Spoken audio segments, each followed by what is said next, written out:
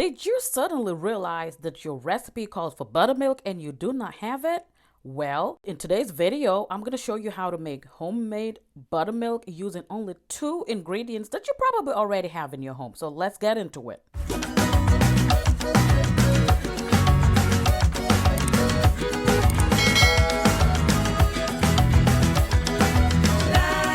So to make a homemade buttermilk, of course, we're going to need some milk. I am using whole milk for my recipe today. You're also going to need a type of acid. So here I have a fresh lemon. And if you do not have lemon, an alternative will be the regular white vinegar. So in this case, the distilled white vinegar. But my choice of acid today will be some lemon. And I am going to go ahead and squeeze that lemon out.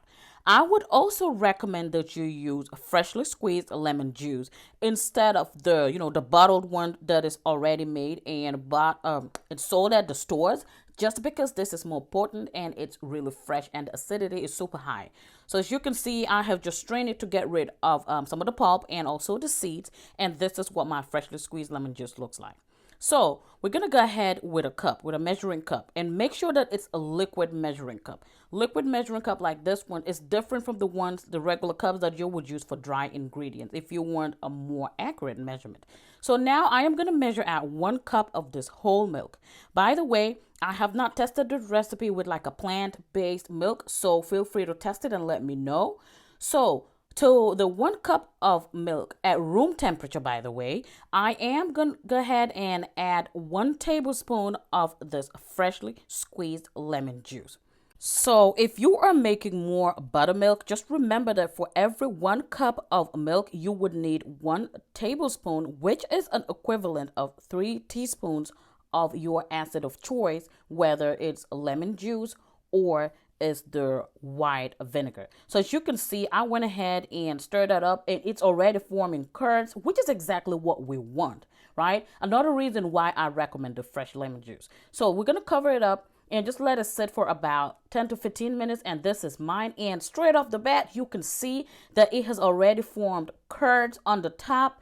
This is exactly what we're looking for. This means that our experiment has passed the acidity test. So all I'm going to do is just make sure that I stir it up just to break up those curds, those lumps more evenly.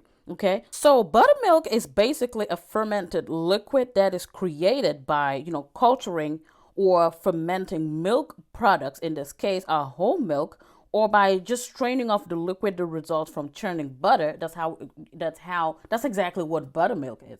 So you can easily make it at home, and a lot of people don't realize how easy it is. This recipe has come so handy for me because I use buttermilk in a lot of my baking, and it just does not always come handy in the stores, especially full fat buttermilk. It's almost impossible to find it. So whenever I don't have buttermilk and my recipe calls for it, I whip out this recipe and it is ready under 15 minutes for me. Do give it a try. Now, all I'm doing is just pouring it into my container, and make sure that it's an airtight container so that you can just store it in your refrigerator until you are ready to use it. This can stay in your refrigerator for some days, just like a regular buttermilk, right? So thank you guys so much for watching. Let me know if you get to try this and if it works for you. Like I said, I have used this particular homemade buttermilk in a lot of my recipes, and I get the same results. Thanks for watching, and I hope you find this video useful today.